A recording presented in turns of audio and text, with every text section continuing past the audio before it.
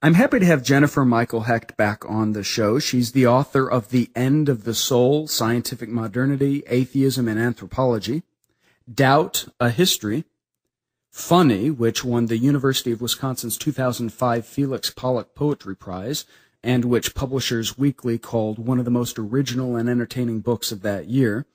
She wrote the book of poetry, The Next Ancient World, which won the Poetry Society of America's 2002 Norma Farber First Book Award. Her book, The Happiness Myth, has achieved wide critical praise. She's joining me back on the show to talk about her book, Doubt, A History.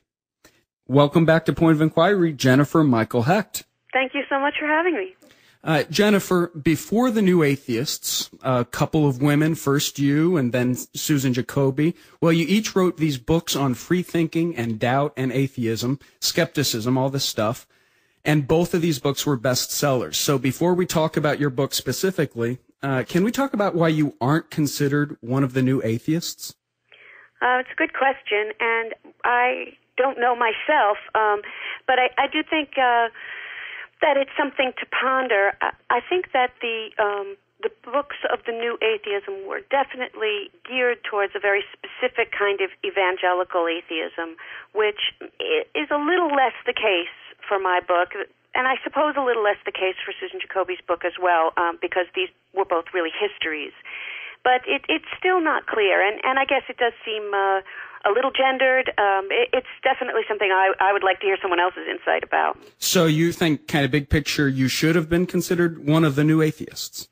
Well, I guess that I was confused, I'll say that, when the New Atheism began, And here were two books already written on the topic by two women, but not really kind of considered in that group. Okay. Precisely, and people did mention the brotherhood of it, so it did seem like it was gendered in that sense. But I'll also say that in many of the reviews of the New Atheism, they called for books that sounded like my book.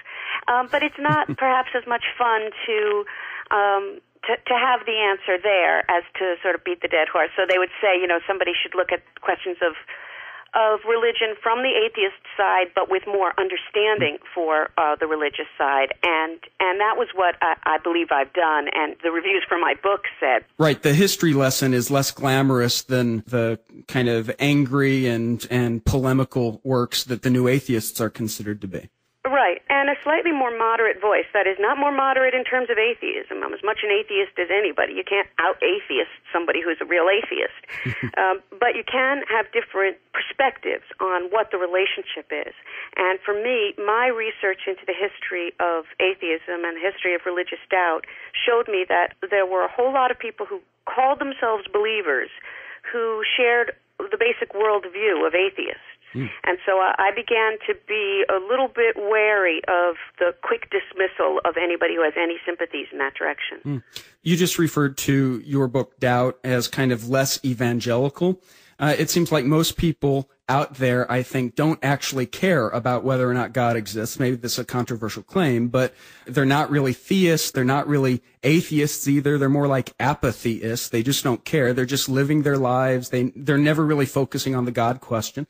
Of the people that do care, though, the people who are always talking about God, you have atheists on the one side and then believers on the other side. So if your book was less evangelical, was it written for one of those two audiences, the atheists or the believers, or was it more for like this middle group, the apatheists?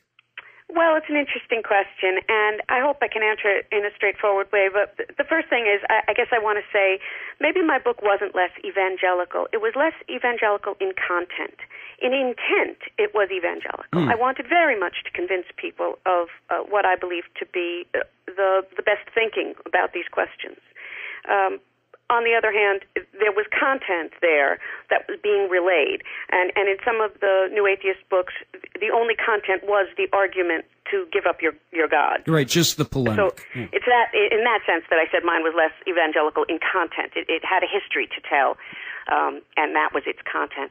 But in terms of who I was writing it for, I suppose that the first people that I was writing it for were like-minded people. The first people were people who I believed were atheists, and who knew that there was a history out there but didn't know what it was or wanted a good treatment of it. Then there's a much larger group of atheists who didn't know there was a history out there, and who I hear from a lot of people by email. It's an incredible thing to be a writer in this age, and people tell me that the book either gave them much solace and made them feel that they were no longer alone, that they were part of a glorious tradition, or other people who wrote and said that they were agnostic until they read the book and then became atheist, or in fact believers and were brought all the way around to atheism from the book. So I think I was talking to a lot of different people. And I will say that when my book came out in 2003, my publishers were the ones who thought it shouldn't be called A History of Atheism. That was my original idea. So you started out wanting to write a history of atheism, not just this broader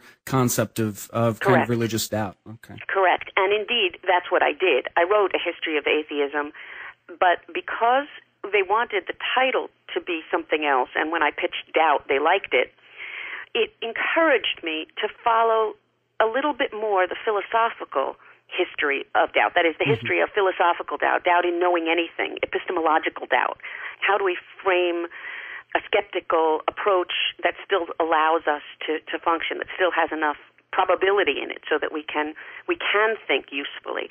And that story is really pretty delicious, and I'm really glad that they pushed me to it by accepting my idea of doubt instead of history of atheism. But yes, I set out to write a history of atheism, and for a large part, that's what I did. So let's flesh out this definition of doubt as you were just talking about. Is it for you just being open-minded that a given claim could be wrong, or is it stronger than that? Is it actually a kind of active skepticism that something is wrong, something is incorrect, I mean? Yeah, I guess the answer is it's bigger than just open-minded. My experience, I got a PhD in history of science from Columbia in 1995, and the education that one got there at that time in that subject was intensely critical of the kind of assumptions that go along with science and scientific speech. What some in the skeptics movement might consider postmodernist critique of kind of the received wisdom of the sciences. Yeah, that's the phrase people give it these days, but luckily people have been asking these kinds of questions for a long time. Several thousand years, yeah. And the questions are always, look, our senses lie to us. We all know that. You can see a spoon break in a glass of water that isn't broken. And when you're hungry, you may not like the movie as much as if you weren't hungry. And when you feel lust, these are all straight from Montaigne, the Renaissance philosopher. When you feel lustful, you can lie to yourself in all sorts of ways that become obviously wrong the moment your lust is satisfied. The notion that our senses and our minds are flawed is something we entirely accept. But we tend to come back to, each time we're corrected by the world, we come back to a feeling of satisfaction with the ability of our minds to know what's going on. And in a straightforward way, I am profoundly skeptical of what we can know and what we know. I see the world as just a tremendous amount of information. I see us as evolved little balls of protoplasm that have senses that evolved by accident and because they were useful to get food and to mate and to bring those children up. That's the only evolutionary, that's the pressure. And so the idea that our senses or our minds were set up to gather truth is so obviously not so. So I come with a great deal of skepticism, which I then look at the way that culture has changed what we thought. Studying as a historian will make anybody's eyes open to the vast array of ways we can make value and meaning, the different ways we can sleep, eat, love, everything.